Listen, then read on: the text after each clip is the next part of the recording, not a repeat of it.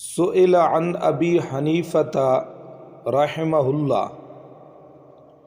امام اعظم ابو حنیفہ رحمۃ اللہ تعالی علیہ سے سوال کیا گیا، اذا قلت قولا وکتاب اللہ یخالفہ،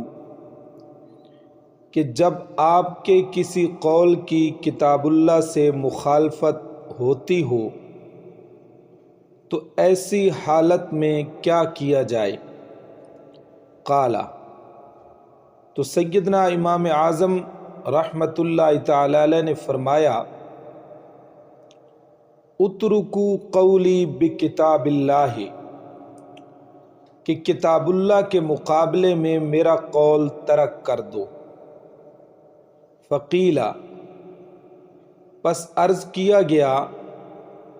اذا کان خبر الرسول صلی اللہ علیہ وسلم یخالفہ، اگر حدیث رسول صلی اللہ علیہ وسلم سے اس کی مخالفت ہوتی ہو تو؟ قال، فرمایا، اترکو قولی بخبر رسول اللہ صلی اللہ علیہ وسلم،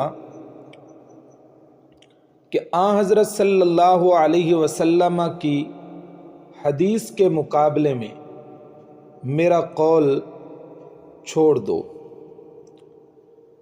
کہا گیا، اذا کان قول الصحابۃ یخالفہ، اور اگر ایسا ہی قول صحابہ اس کے خلاف پڑے تو؟ قال، فرمایا، اترکو قولی بقول الصحابۃ، قول صحابہ کے مقابلے میں بھی میرا قول چھوڑ دو، یعنی میرے قول کی وقت اس وقت کچھ نہیں جب وہ ان میں سے کسی کے بھی خلاف ثابت ہو۔ سیدنا امام اعظم ابو حنیفہ رحمۃ اللہ تعالی علیہ فرماتے ہیں کہ اگر میرا قول کتاب اللہ، خبر رسول، اسی طرح قول صحابہ کے مقابلے میں آ جائے تو میرے قول کی کوئی وقت نہیں، اس کو چھوڑ دو۔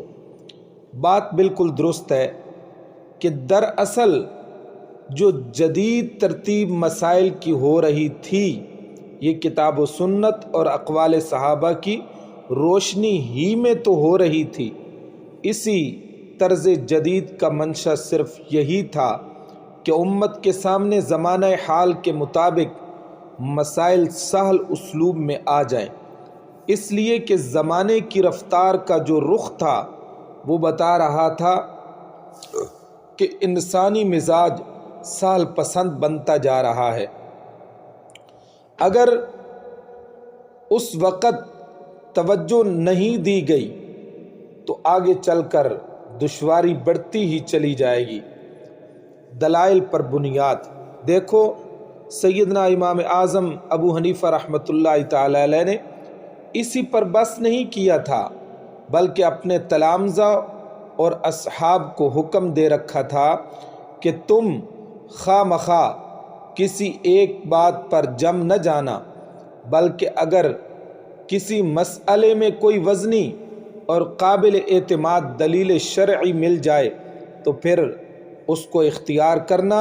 اور اس کا دوسروں کو حکم دینا، اس لیے کہ مقصد کتاب و سنت اور اقوال صحابہ پر عمل ہے،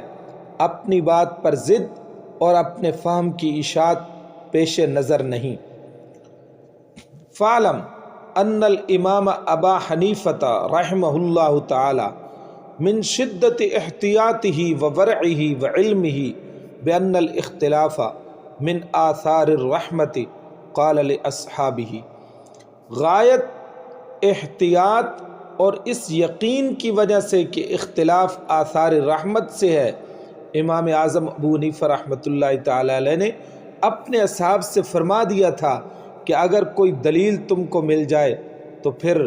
اسی پر عمل کرو اور اسی کا حکم دو۔